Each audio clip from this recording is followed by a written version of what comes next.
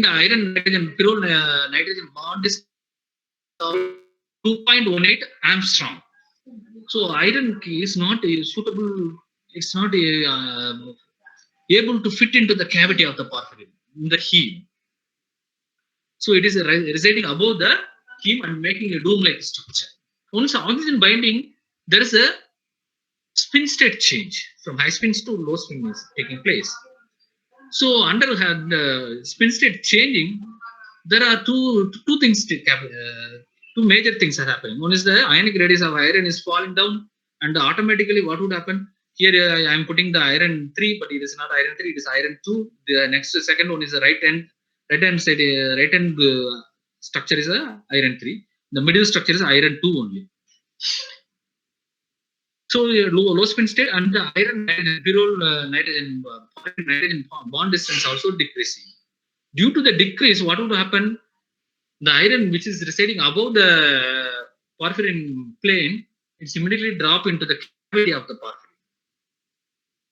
So what would happen? Automatically the histidine nitrogen which is attached to the iron, that should also follow the iron after oxygen binding. The oxygen binding to the heme center is more sufficient to induce the spin state changes from high spin to low spin. That is the main thing which is responsible for our observed O2 transport. What we are thinking, we are simply breathing and we are living, but it is not taking place as such. It is not a simplest process. This much of inorganic things which are happening inside the body, that is highly responsible for our observed changes. So during O2 saturation, there is a reversible electron transfer from iron 2 to iron 3 and the oxygen to superoxide conversion is taking place. Iron 3 is smaller in size and it immediately fall into the plane or cavity which is generated by the porphyrin system. So there is a change in the position of the axial histidine position also, proximal histidine position also taking place.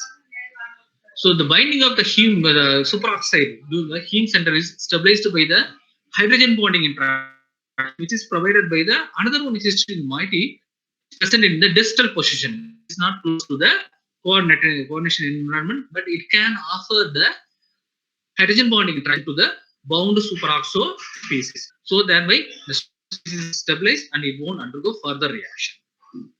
The movement of histidine ligand result in the conformational change when the iron is reducing in its when the spin state is changing, the ionic radius of the iron is also changing and immediately drop down to the cavity. The proximal histidine, which is present in the axial coordination position, that's position also changing. Due to that, what would happen? The protein structure also, the conformation of the protein structure also changing. Once the histidine is making a strong bond with the iron center, so it can't, it detects the iron nitrogen bonding interaction. So whenever iron is moving at the time, the histidine imidazole should follow the iron and that will result in the change in the conformation of the protein molecule. So once the protein conformation changes, automatically this will alter the tertiary structure of the tetrameric hemoglobin unit also.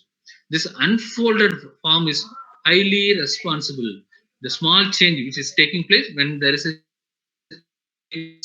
iron center from high spin to low spin, that will changes the bonding property of the coordinating atom. Once the bonding property changes, the protein structure changes, the protein changes, the overall tetrameric structure also having different property which is suitable for O2 binding, which is encouraging the O2 binding. Okay. During the binding of dioxygen molecule, the oxidation state and spin state of iron is changing. So which resulted in the decrease in the size of the iron 2. Previously, we have proposed two models. One is the iron low spin iron 2 and singlet O2. Another one is the high spin low spin iron 3 and superoxide. So among these two models, the iron 3 superoxide is the most favorable model over iron 2 singlet model. Why? Since in the presence of oxygen, iron can easily undergo the 2 plus 2 3 plus redox process and it will immediately transfer the electron, and iron 3 also stable oxidation state only. So among these two, this is the most favorable form of the iron O2 adduct. So what would happen? The dioxin binding to hemoglobin is a cooperative. So what is cooperative effect? What is cooperative? Anybody? கோஆபரேட்டிவ்னா என்னது? Cooperate பண்ணுன்னு சொல்லுவாங்க இல்லையா? Cooperate பண்றதுன்னா என்னது? ஒருத்தர் வந்து ஒரு பொருள லிஃப்ட் பண்ணும்போதுல வந்து இன்னொருத்தர் போய் சப்போர்ட்க்கு நம்ம என்ன பண்ணுவோம்? அனுப்புவோம். அனுப்பும்போது என்ன பண்ணுவாங்க? இவங்க 2 பேரும் ஆல் டுகெதரா வொர்க் பண்ணி என்ன பண்ணுவாங்க? ஒருத்தர் பண்ணக்கூடிய வேலைய 2 பேரோட எஃபிஷியன்சி வச்சு we can complete it at a fast. அதே மாரி தான் இங்கேயும் வந்து என்னது? மெட்டலோப்ரோட்டீன்ஸ்ல also their cooperative effect is operating. In hemoglobin, what we have seen, it is a tetrameric unit. The tetramer is all the heme units are interacting with the neighboring heme units via salt bridges. These salt bridges are having electrostatic interaction. Before oxygen binding, the hemoglobin is in the tense state. That is the congested form. It is in the congested form. So the only the all the heme units are 5 unit geometry only. Upon we are inhaling oxygen, what would happen? First, one of the 4 heme unit is oxygenated and oxygen bound form. Immediately, what would happen? Upon oxygen binding, there is a breakage of the salt bridge will take place. Upon one oxygen binding, 2 salt bridges are breaking. So once the salt bridges are broken, what would happen? The tense form will be little bit relaxed. So before dioxin binding, I should tell one more thing, that in the 5 coordinate environment, the 6th coordination position of the deoxyhemoglobin is blocked by a valine group. The bulky valine group, isopropyl valine amino acid residue, that is the isopropyl group of the valine protein, will block the 6th coordination position of the hemoglobin. That is the reason why people are asking us to take the deep breath, not the normal breathing. Deep breathing. Upon deep breathing, more number of oxygen will be entering into the lungs and higher number of hemoglobin will be saturated with the O2. So once the O2 saturation is facilitated, then immediately it will transfer into the tissues, and tissues metabolism will take place. Immediately it will burn the glucose and you will get the more calorie energy. The energy, if you are not breathing deeply, if you are breathing normally, the process will take place slowly, but it is not that much give energy. So deep breathing is always encouraged due to the this inorganic changes should take place. For that only people are asking us to take deep breath. So upon after one oxygen atom bind with the heme unit, what would happen? It will be in the brittle relaxed form. At the time, the valine group will slowly move away from the active site of the neighboring heme unit. So automatically, what would happen? The second oxygen binding little faster rate compared to that of your first oxygen molecule. Suppose if you are introducing one more oxygen molecule, the saturation of the third heme unit is taking place at a faster rate. If you are taking the under each consecutive O2 binding steps, 2 salt bridges are breaking, respectively, which results in the formation of a single heme unit at the end of the third O2 saturation. If you are introducing fourth O2 molecule, what would happen?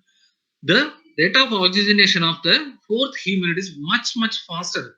How many times it is water? If you are comparing with your first heme unit, it is 192 times faster than that of your first heme unit. The fourth heme unit will undergo interaction with the O2 molecule at a faster rate. This is known as the binding of oxygen to one heme unit is facilitating the O2 saturation in the nearby heme unit. This phenomena is known as cooperative effect. The rate of successive O2 binding to the heme centers are following in this order: 1:4 is to 24 is to 192. This is the order which is followed by the heme units. So next thing, so up to this, is there any doubt? Is there any doubt? No, sir. Yeah. So once small molecules are making bonding with metal ions, especially diatomic molecules are concerned, so they can form two kind of things. Here we are these are the several possibilities we can encounter when single diatomic molecule is undergoing interaction with you or making bond with your metal centers. It may be either end-on form or side-on form. It may be in the end-on bridging or side-on bridging, or it may be a mu oxide bridge also forming. So among these, which one is forming? That we have to characterize. For that only we will employ the IR as well as your resonance Raman spectral